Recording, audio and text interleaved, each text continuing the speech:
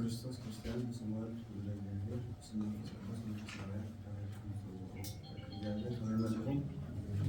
አሜን። እግዚአብሔር ይመስገን ይብላ ከመስግኖ ናዚ ቅዱስ ገዳም ስብሰባና እግዚአብሔር ዘፈረስ ተመስገነ ይሁን። ያው በቀጥታ ናፍቲ ጥንታዊ ታሪካዊ ዝኾነ ገዳምና መራተ ቅዱሳን መራገ ጸሎት ወመራተ በረከት ደብረ ሰላም ቅዱስ ቂርቆስ አቡነ ሳሙኤል ወአቡነ አብይ ጊዜ ጥንታዊ ገዳም መጽር ዘለለ ታሪኩ አይመስል ንምግላጽ ክፍትልየ ማለት እዩ። እዚ ከምቲ ንሪኦ ዘለና ጥንታዊ ታሪካዊ ዝኾነ ገዳም ብ4ይ ክፍለ ዘመን 346 ዓመተ ምህረት ብናይ ኢትዮጵያ ነገስታት አብርሃ ወአጽብሃ ወይ ድማ ቅድሚ ክርስትና ምቕባሎም ኢዛና ሳይዛና ኢልና ንፅውዖም ኣብ ክልተ ኣውላዕሎ ዝተወለዱ ነገስታት ዝተሃነፀ ጥንታዊ ገዳም እዩ። እዚ ክህነፅ ተሎ 3 ዓበይቲ ቤተ መቅደሳት ዘለውዎ እዮም። ሓደ ከምቲ እዚ ንሪኦ ዘለና ማእኸል ቤተ መቅደስ እዩ። እዚ ደግሞ ካልኣይ ቤተ መቅደስ ኣሎ፣ ሳልሳይ እውን ከምዚ ንሪኦ ዘለና ማለት እዩ። ስለዚ 3 ቤተ መቅደስ ገይሮም ክሰርሕዎ ተለዉ ካብዚ ብዝተፈለየ መንገዲ ድማ ከምቲ ንሪኦ ዘለና እቶም ዓምድታት ኢልና ንገልፆም እዚ ንሪኦ ዘለና ዓምዲ 43 ዓምድታት ኣለዎ። ስለዚ 43 ኢልና ንቆፅረሉ ዋና ምክንያት ደግሞ እተን ሓደ ሓደ እዚ ንሪአን ዘለና ከም ሓደ ዓምዲ ኮይነን እየን ዝቁፀራ ማለት እዩ። እዚኣ ግን ብ4 ዓምዲ እያ ትቁፀር። ብ4 ዳይሬክሽን ቀስተ ደመና ምልክት ገይራ ዝሰርሐት ዓምዲ ብ4 ተደሚራ እዘን ብ4 ዘለዋ ድማ 1 2 3 4 6 እየን ማለት እዩ። ካልኦተን ግን በብሓደ ቆፂርና ጠቕላላ 43 ዓምዲ ዘለዎ ጥንታዊ ገዳም እዩ። ካብዚ ብተወሳኺ አብርሃ ወአጽብሃ ነገስታት ክሰርሕዎ ተለዉ ብዙሓት ብጣዕሚ ዘንፀባርቁን ቅዱሳን ስእልታት ዝነበሮ በተለይ እቲ ቅድሚት ንኣቲ ተለና ንሪኦ ተለና ብዙሓት ዝተቃፀሉ ቅዱሳን ስእልታት ኣለዉ። ካብዚ ብተወሳኺ ደግሞ እዚ ንሪኦ ዘለና ብሓረጋት ዝማዕረገ አብርሃ ወአጽብሃ ዝጥቀምዎ ናይ ባዕሉ መብራህቲ ከም ዝነበሮ እዩ ታሪክ ዘረድአና ማለት እዩ። እቶም መብራህቲ ድማ እንቋ ጳዚዮን፣ እንቋ ክሰምፔር፣ እንቋ ከርከዴን ካብ ዝተባሃሉ ዓበይቲ ዕንቁታት ለይትን ቀትርን ባዕሉ ዘብርህ ማለት እዩ።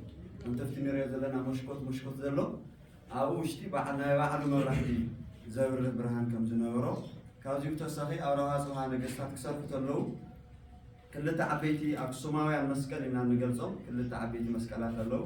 እሶም ድማ ንምንታይ ተሰሪሖም እንተኢልና አቡነ ሰላማ ከሳቴ ብርሃን ጥምቀት ምስ ተጠመቑ ድሕሪኡ ቀፂሉ ኣብ ዝሰርሕሉ ግዜ ሰይጣን ፀላኢ ኩሉ ግዜ እናመፀ የፍርሰሎም ነይሩ።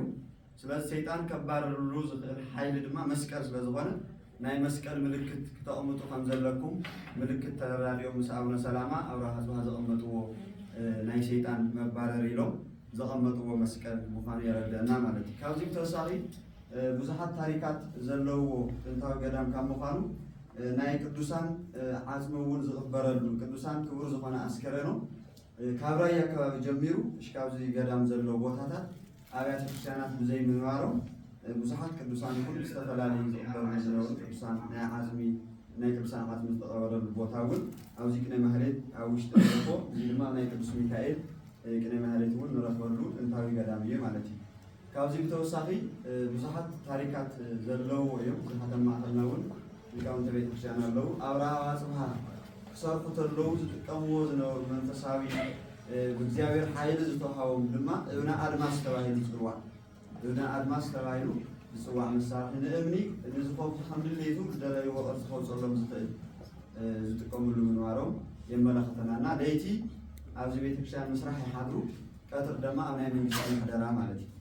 ክልቲኦም ነገስታት እናተስማዕምዑ ቀትር ድማ ኣብ ናይ መንግስቲ ምሕደሮም ብከምዚ ዓይነት መንገዲ ካብኡ 7 ናይ ቀስተ ደመናት ወይ ድማ ናይ 7 ሰማያት ምሳሌ ዝኾኑ ቀስተ ደመና ምልክት ኣለዉ ንሪኦ ናብዚ 1 2 3 4 ዝኒኦም 3 ድማ እዚኦም ድማ ናይ 7 ሰማያት ምሳሌ ገይሮም ከም ዝሰርሕዎም አብርሃ ወአጽብሃ ታሪኮምን እቲ ጥንታዊ ዝኾነ ናይ ውቅሮ ቅዱስ ቂርቆስ ገዳም ክልተ ኣውላዕሎ እናበልና ንፅውዖ እዚ ዝሰርሕዎም ስራሕትታት የመላኽቱና ማለት እዩ። ካብዚ ብተወሳኺ ያው ዝተዋሃበኒ ቁፅር ብዝበለ መልክዑ እምበር ናይ ቅዱስ ቂርቆስ ታሪክ ኣብ ሓፂር ደቂቃ ዝግለፅ ብሓፂር ግዜ ዘተገሊፁ ዝውዳእ ኣይኮነን። ብዙሓት ታሪካት ብዙሓት መድሓኒታት ፈውሲ ዘለዎ ጥንታዊ ገዳም ግን ከምቲ ጥንታውነቱን ታሪካውነቱን ንዓለም ምሉእ ክፋለጥ ኣይከኣለን።